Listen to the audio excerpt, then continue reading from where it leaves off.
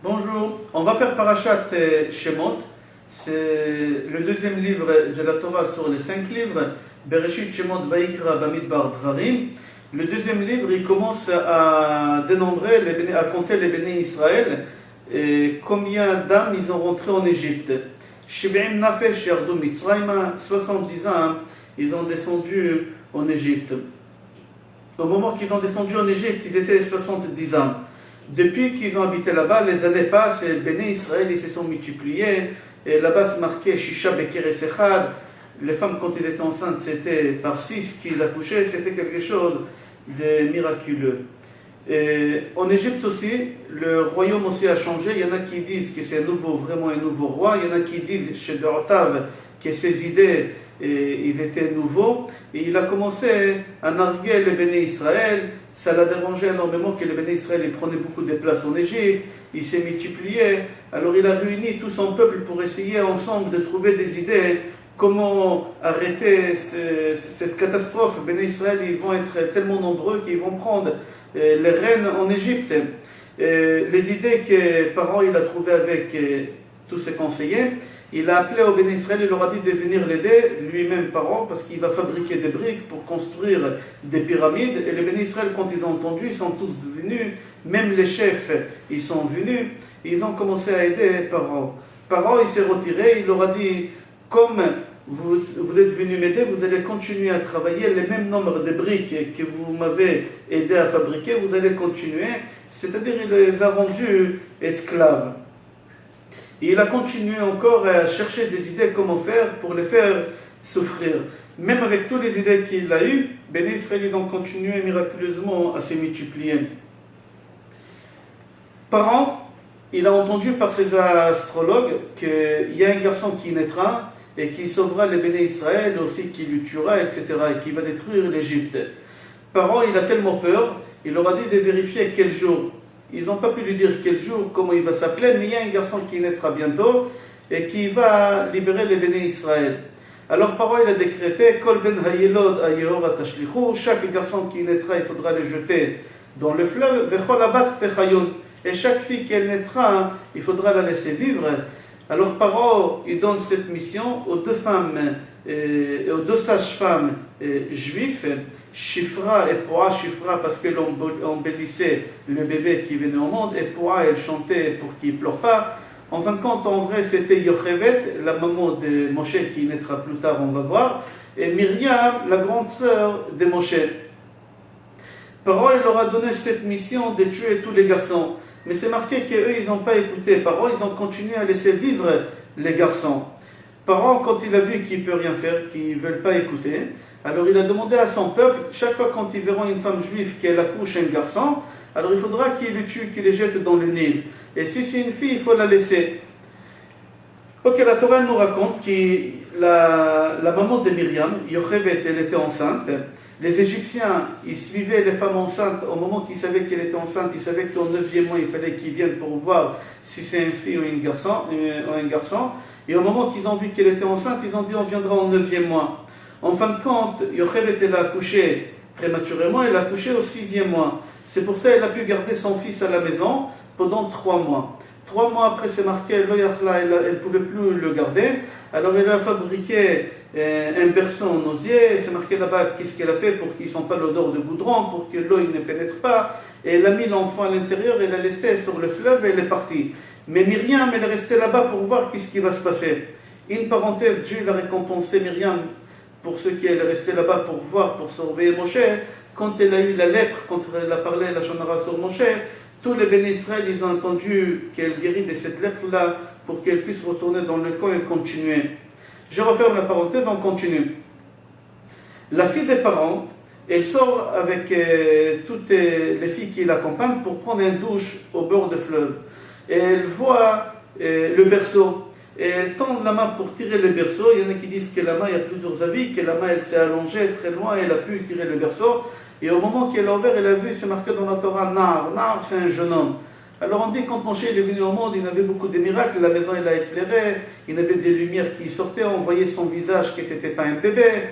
Alors elle a vu le jeune homme, et elle a commencé à avoir des idées à adopter cet enfant, il était tellement beau, elle a dit, je vais le garder pour moi.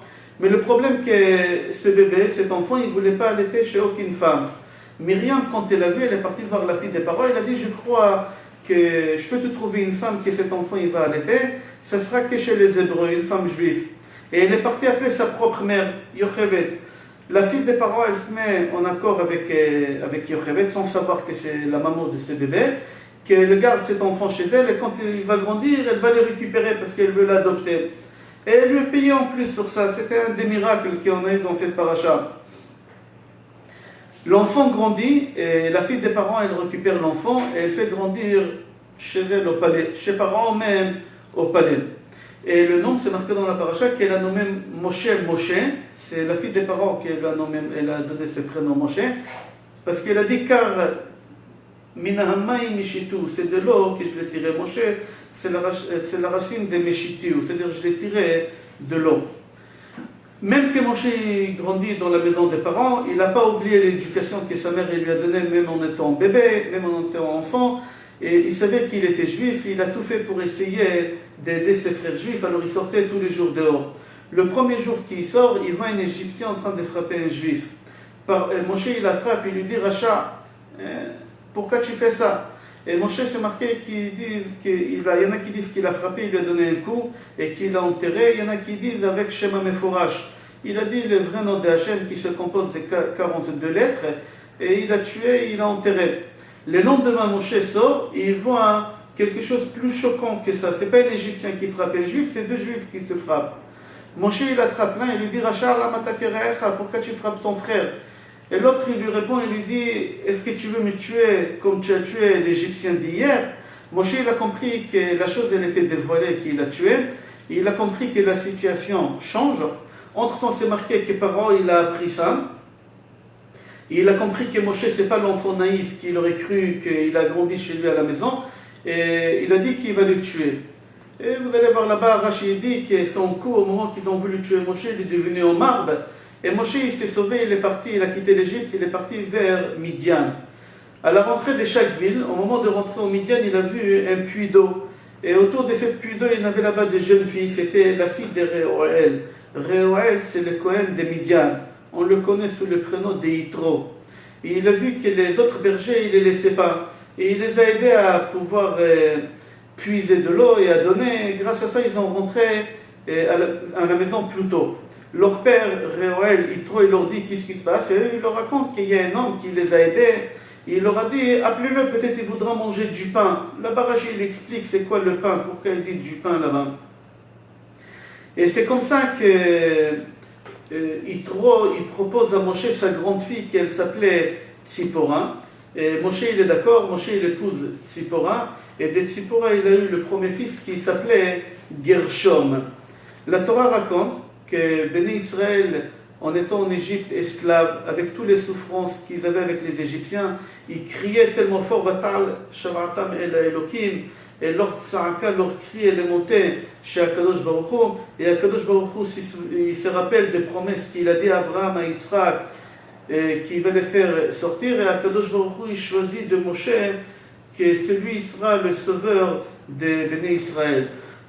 La Torah raconte que Moshe, il a pris le troupeau de son beau-père Yitro, il partait avec eux loin pour aller trouver de la verdure qui appartient à personne, pour que le troupeau pourra bien manger, il s'occupait bien de son troupeau. Et la Torah nous raconte au moment qu'il s'est éloigné, il a vu le buisson ardent, c'est un petit buisson qui brûlait mais il ne se consumait pas. C'était miraculeux. Et Moshe, il était très étonné, il regardait, et au moment qu'il regardait, il s'est approché, et il y a Dieu qui lui parle, qui apparaît de ces buissons ardents, et Akadosh Baruch Hu lui dit, Moshe, Moshe. Et Moshe, il répond, Inani, me voici. Et Akadosh Baruch Hu ordonne à Moshe Rabbeinu d'enlever les chaussures, car il lui dit que l'endroit où il se trouve, c'est l'endroit Tahor, c'est un endroit spécial. Akadosh Baruch Hu, plus tard, il va lui dire que ce sera le Har Sinai, l'endroit où ils vont recevoir la Torah. Ce sera l'endroit, c'était l'endroit où Abraham il voulait faire les sacrifices d'Yitzhak. Et Akadosh Baruch Hu parle à Moshe en lui disant qu'il aimerait respecter la promesse qu'il a donnée, qu'il a promis aux ancêtres de Béné Israël, Abraham, Yitzhak et Yaakov, et qu'il a nommé comme émissaire. C'est lui qui va faire ce travail. Moshe, humble comme il est, et il dit à Kadosh Baruch Hu qu'il n'est pas capable de faire et qu'il ne mérite pas cette mission. Kadosh Baruch Hu lui dit qu'il sera avec lui, et en même temps Kadosh Baruch Hu il annonce que ce mont-là, où il se trouve maintenant, où il y a le buisson ardent, plus tard il va lui donner aussi la Torah qu'il va transmettre au Béné Israël. Moshe continue à dire à Kadosh Baruch Hu que le peuple ne va pas l'écouter, ne va pas le croire. Kadosh Baruch Hu lui donne des signes pour qu'il puisse leur montrer que vraiment il est envoyé par Kadosh Baruch Hu. Et Moshe encore il tient tête et il lui dit que c'est pas lui, il ne sera pas capable de faire cette mission.